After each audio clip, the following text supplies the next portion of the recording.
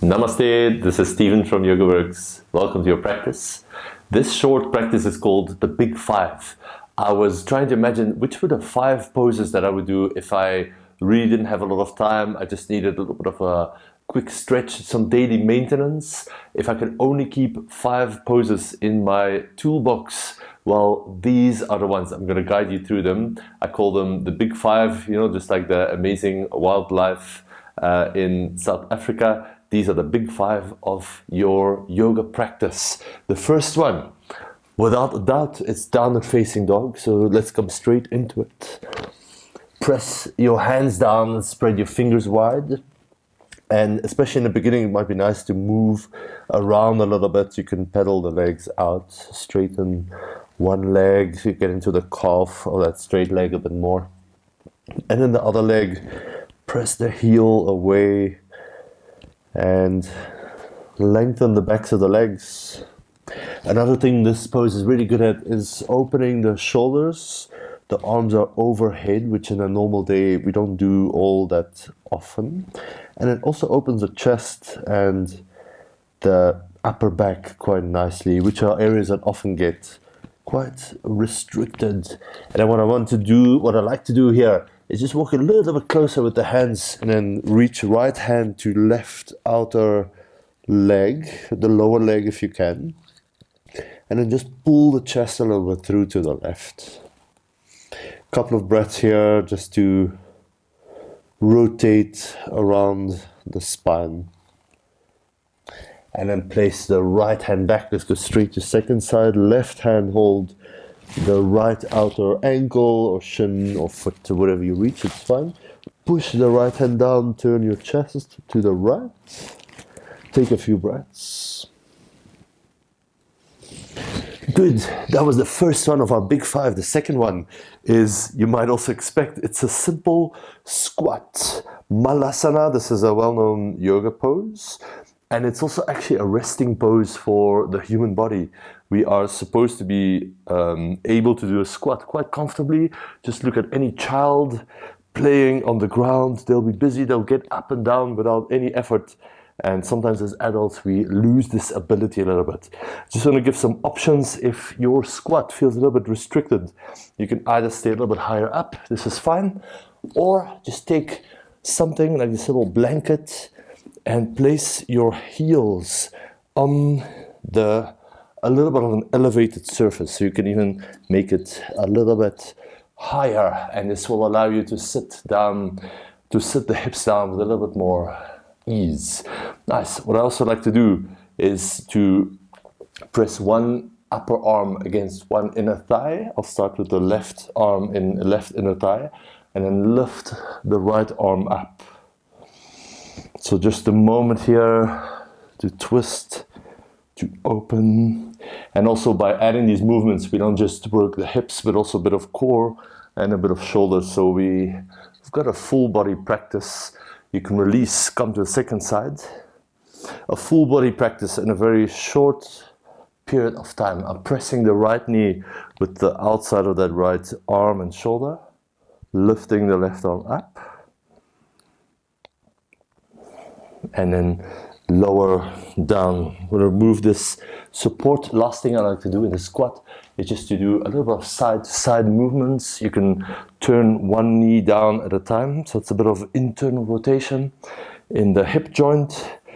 It's not a movement we do a lot in a regular day or even in a normal yoga practice.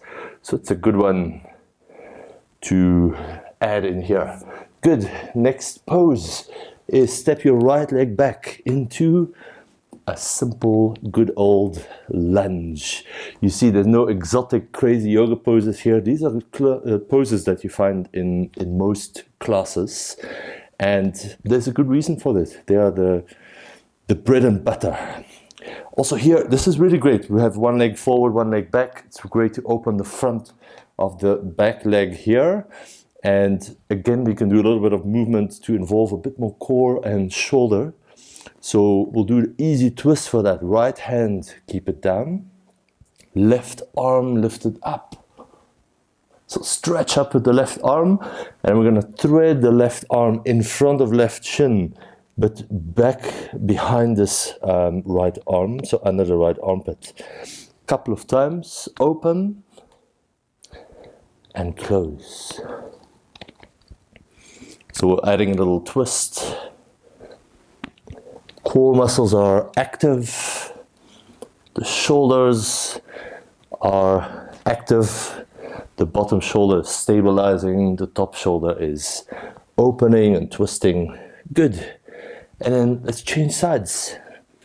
Right foot forward, left foot back. Or whichever side you haven't done. You can take a moment just to find your lunge and see how your hips feel on this side. And then left hand, place it down. Right arm lifted up. And lower down. Inhale, this is easy twist. It's just a version of a lunge with a twist. Exhale, twist under. So we're stabilizing the legs as we're moving the upper body and then the shoulders and the arms against that. One more. And release. Nice. Now step the feet wide. You can just turn to one side, whichever side works better. For the fourth big five yoga pose, which I like to do every day and which will be really beneficial. Wide-legged forward fold Prasarita Padottanasana. So place the feet kind of parallel, press the feet down and pull your legs a little bit towards each other. Nice. Now lengthen the spine. You can start with a flat back. And if there's a bit more space, you can always walk the hands a bit further back. If the hands don't touch down easily, then just have them on your hips. And this will work the legs quite nicely. So just find a setup for the pose that works for your body, for your situation today. And again, I like to add a little twist on walking both hands towards the right leg here. You can stop wherever, or if it's available, you can hold the right ankle with your left hand. And I like to wrap the right arm around the lower back. So get a bit of a corkscrew effect. I really like to add some twists into these poses. And then walk to the left, wherever you end up is fine. Maybe that left ankle is within the reach of your right hand. Good. Left arm, I'm wrapping it around the lower back. I'm gently pulling my chest towards the left a little bit. Gently release. Guess what? We've got one left and it's bridge pose. So lie down on your back. I'm modifying bridge again to get a bit of extra elements that I think we all could do with a little bit more. So this bridge we're going to do on the heels. So lift your toes, dig the heels down, and don't go for maximum spinal extension, massive back bend. We're just going to lift the hips a little bit until you get this kind of like a straight line from the knees to the shoulders. Dig the heels down, pull them a little bit towards you. This is going to activate your hamstrings and it's going to strengthen the glutes.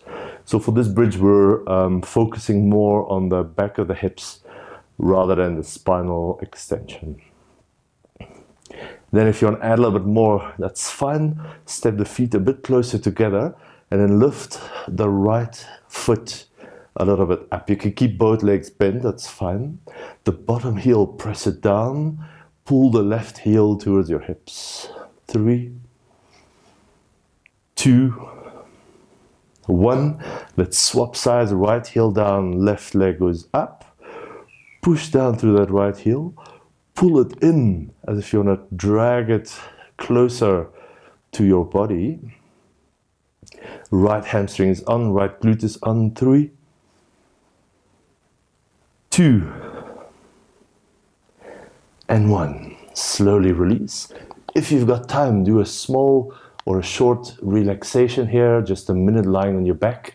That could be our big 6 if you want, the relaxation.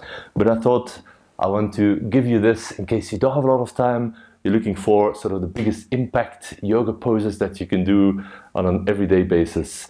and hopefully you feel better. Thanks so much for joining me, and namaste. See you again soon.